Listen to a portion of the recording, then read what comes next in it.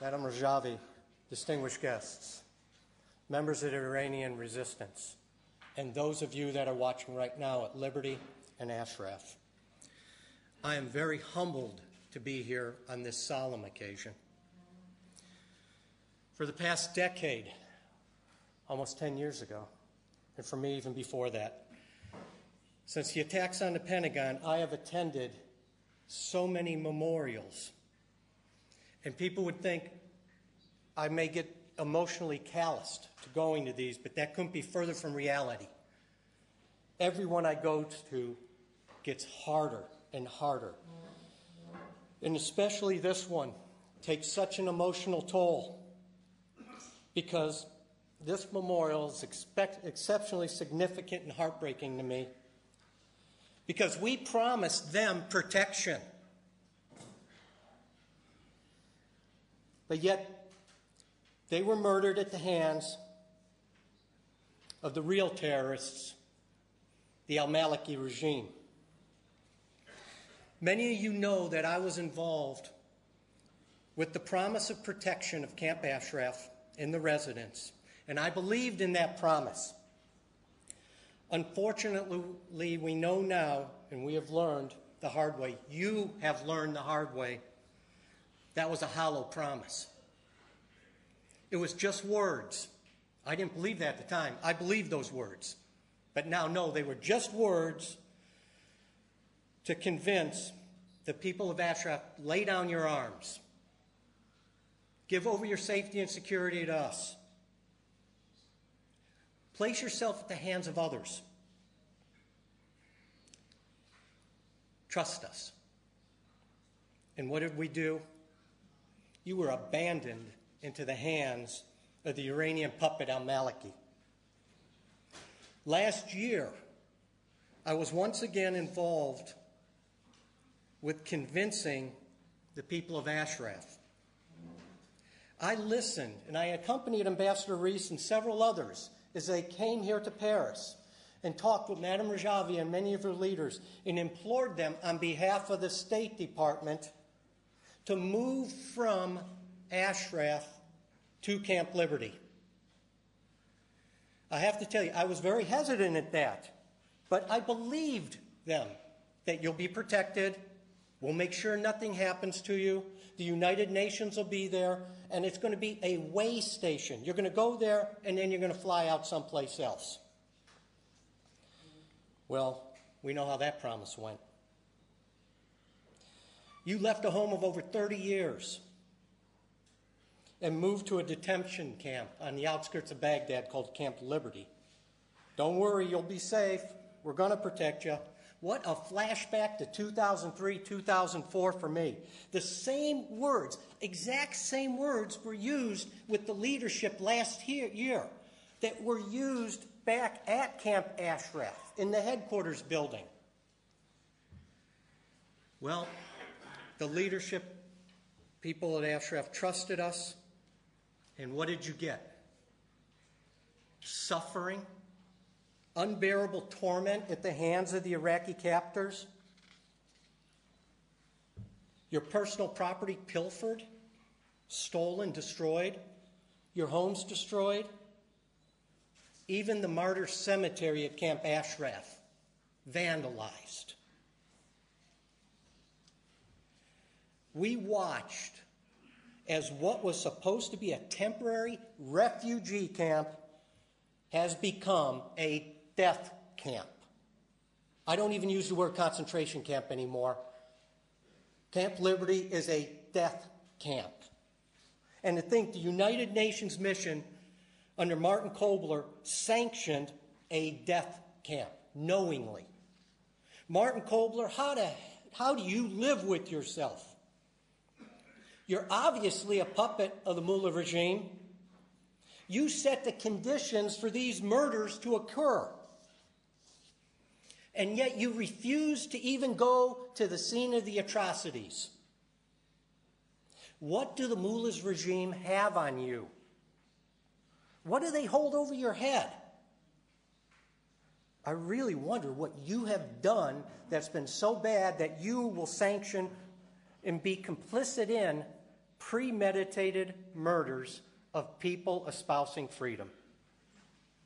Not only should you have raced to the scene of the crime, you should have been there all along. You should have been living inside of Camp Liberty, ensuring the residents' protection. Many of you that were at Ashraf, and you know, I had a big job like Martin Kobler has a big job, but I was able to spread it out from Basra to Mosul and everything in between. But still, because I had over 3,000 people I was responsible for the protection of at Camp Ashraf, at least 3 to 4 days a week I was there, living there. And was I in a bunker behind T-walls? Those of you know, I was in a tent, and I stayed in a tent until I was ensured that all of my soldiers there were in containers. The people at Ashraf offered me a container vehicle to live in. I never lived in it.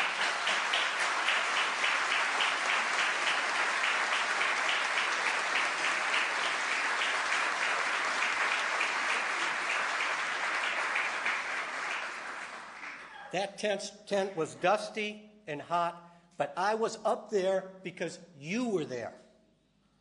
That is where Martin Kobler needs to be right now, in Camp Liberty, with a rucksack and a blanket, and that's where he needs to be spending his nights. We'll see how many more rockets come in if he's there. Well, I've been on the receiving end of 107 millimeter rockets, and I know what destruction they can cause.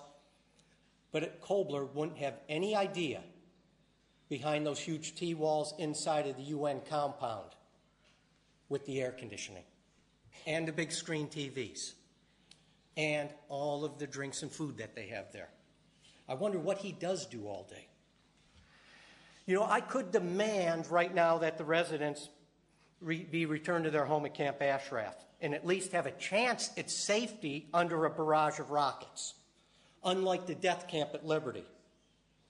But I know if I did demand it, Martin, you would turn a blind eye because your puppet masters would direct you to do so. So let me ask you this, since you're not down at Liberty living there, making sure of the safety and security, since you won't let them move to a safe and secure place, what is the timeline for the next attack? I know it's coming because you've shown you're afraid to go to that camp.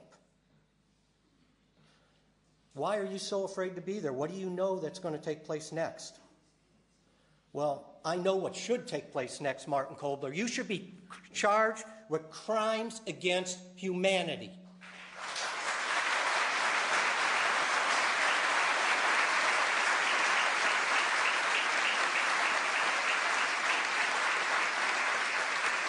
You set up a death camp.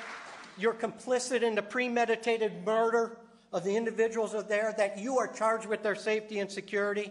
Your actions are despicable. You know, through all of this, though, the Iranian resistance is alive and will remain alive and will bring freedom and democracy back to Iran. The mullah's regime directed those attacks, there's no doubt, against the resistance members because they fear what you stand for. They fear the Iranian resistance will succeed, which they will, in replacing the evil that now rules in Iran. And they'll replace it with a government of virtue and righteousness. The martyrs we mourn today had something the evil regime doesn't understand: faith. The members of the resistance have great faith, faith in knowing that their cause is just, and their faith in belief that men and women deserve freedom.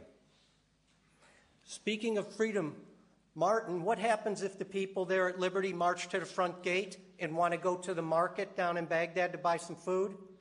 That's right, they'll be shot going out. What type of refugee camp is that? Well, my wife talked to me before I flew here, and she said something, and I want to repeat it. And she said, you know, just as a small candle lights an entire dark room, darkness and evil can't douse that light. The mullahs, the Iraqi and United Nations puppets, cannot douse your light of freedom, which you've championed in the Iranian resistance. You can kill individuals, but you can never kill what they stood for and the passion for which all of you are sacrificing.